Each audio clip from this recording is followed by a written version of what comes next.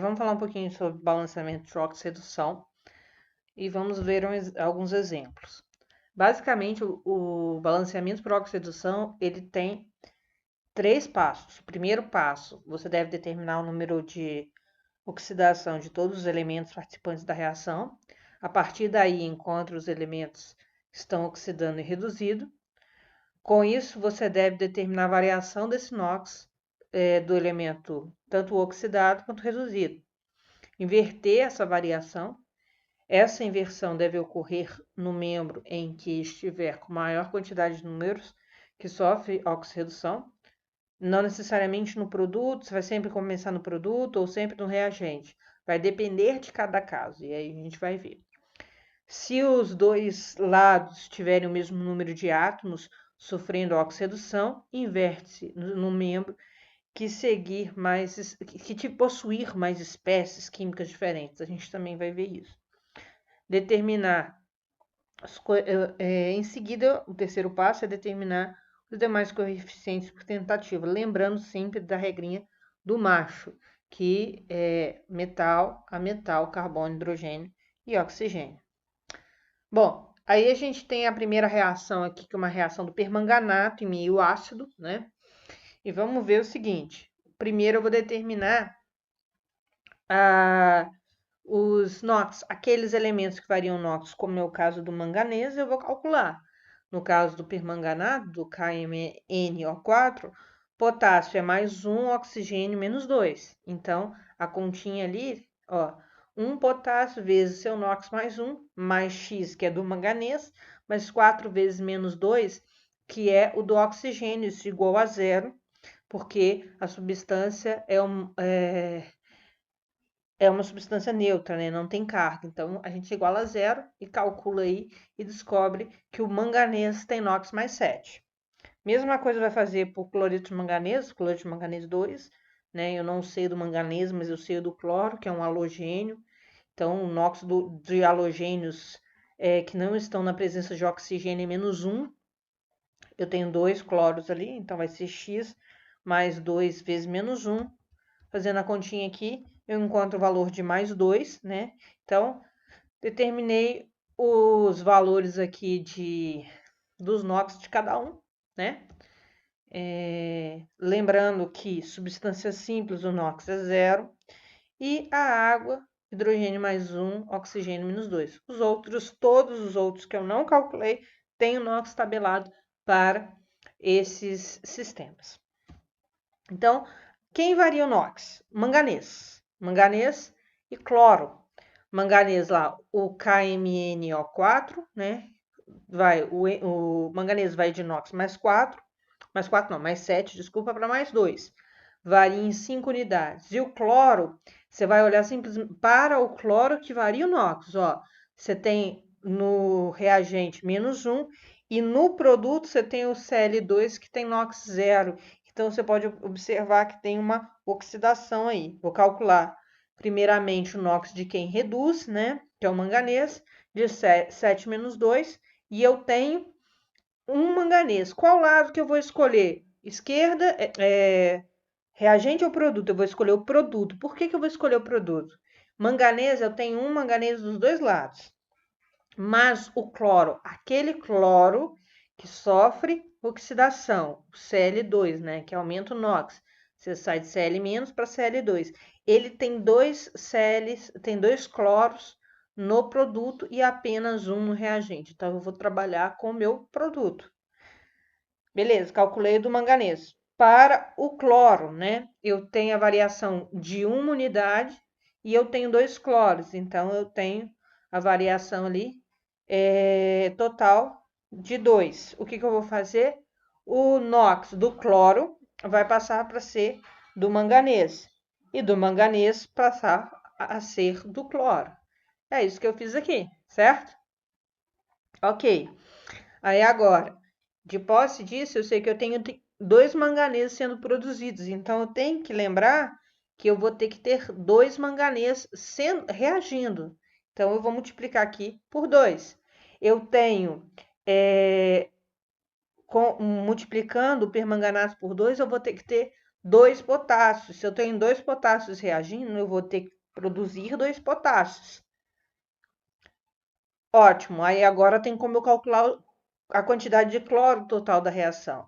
No cloreto de potássio eu tenho 2 cloros, no cloreto de manganês 2 eu tenho 4 cloros e no gás cloro eu tenho 10 cloros. Então dá um total de 16 cloros. E no meu reagente, a única fonte de cloro é o ácido clorídrico. Então, vou multiplicar por 16.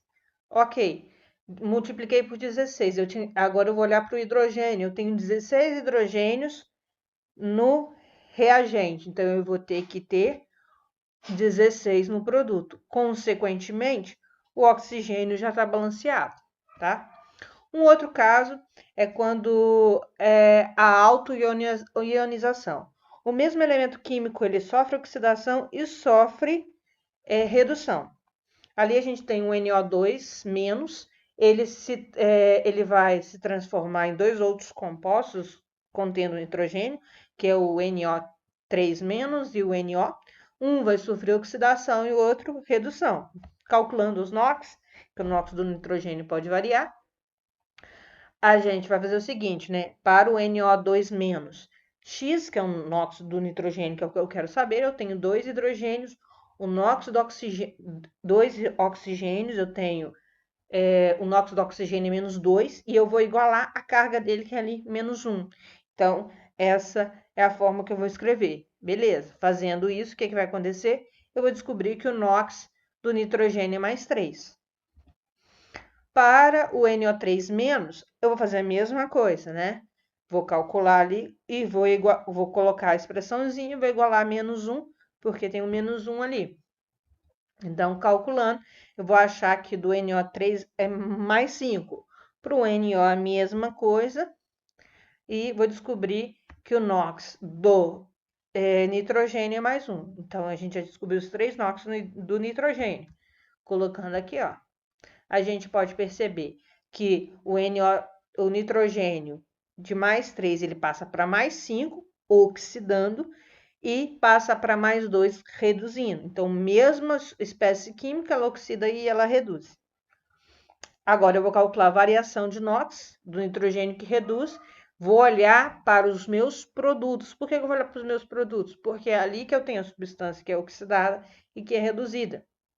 Então, sempre que eu tiver uma autoionização, eu tenho que olhar para onde estão os dois elementos que ocorreram essa oxidação e essa redução. Então, para o nitrogênio que reduz, que seria o NO, eu tenho um nitrogênio, eu tenho a variação de 1, que ele sai de 3 e vai para mais 2, né? Então, ele varia em 1 unidade. Eu tenho um nitrogênio, 1 vezes 1, 1. Para o oxigênio que oxida, eu tenho variação de 2, que ele sai de 3 e vai para 5, e eu tenho um nitrogênio. Então, 2 vezes 1 dá 2, certo? Ok. Então, o segundo passo é inverter esses coeficientes. Inverter esses coeficientes, coloquei aí em vermelho. E depois continuar esse processo de balanceamento. Então, se eu tinha 3 nitrogênios, contando aqui nos meus produtos, eu tenho que ter 3 nitrogênios no reagente. O NO2 é a única fonte de nitrogênio, eu multiplico ele por 3. Aí, após isso, eu vou observar o quê? Que eu tenho no meu produto eu tenho 2 hidrogênios, então eu tenho que ter 2 hidrogênios nos meus reagentes. Multiplico ali o H+ por 2. Consequentemente, o oxigênio está balanceado. Essa seria a minha equação balanceada. O balanceamento de íons ele ocorre da seguinte forma, né? Você vai ter você tem a equaçãozinha aí bonitinha, onde você tem ela no formato de íon, você tem o dicromato, você tem o iodeto em meio ácido. E o que a gente vai fazer? Novamente, calcular os NOx dos elementos que pode variar, que seria o cromo, né? Calculando ali do cromo no dicromato, você acha um valor de +6. E do iodo, do iodeto aqui, né? Que é o I-, a gente sabe que é a própria carga, seria o I-. No H3O+, mais 1 e menos 1 não muda. Hidrogênio mais 1, oxigênio menos 2. O cromo mais 3 seria a sua própria carga, vai ser mais 3. Substância simples é 0. E a água continua a mesma coisa, mais 1 para o hidrogênio, menos 2 para o oxigênio. A variação do NOx passou do cromo, né, que foi quem reduziu, passou de 6 para 3. Então, 6 menos 3 vezes 2 cromos, eu estou olhando ali para o meu reagente. Por que eu escolhi o reagente dessa vez? Se a gente for olhar, você tem 2 cromos no reagente, 1 cromo no produto. Você tem 1 iodo no reagente e 2 iodos no produto. O que acontece? Acontece o seguinte. O que acontece? Se você vai ter que escolher o lado que tem maior quantidade de elementos. Então, a gente tem ali o cromo junto com o oxigênio. Então, esse lado que eu vou escolher. Por isso que eu fiz essa conta. Do outro lado, eu tenho o iodo, né? O iodo varia em uma unidade, menos 1 para 0, e eu tenho 1 iodo no meu reagente. Se eu escolhi trabalhar no reagente, eu tenho que permanecer no reagente até o final do balanceamento. Beleza, deu 1. Vou inverter esses valores. Coloquei lá o do cromo e do iodo. Em seguida, eu vou fazer o balanceamento para o cromo, né? Multiplicar o cromo por 2, porque eu tenho 2 cromos no meu reagente, eu vou ter que ter 2 no meu produto. Eu tenho 6 iodetos no meu reagente, eu vou ter que ter 6 no meu produto.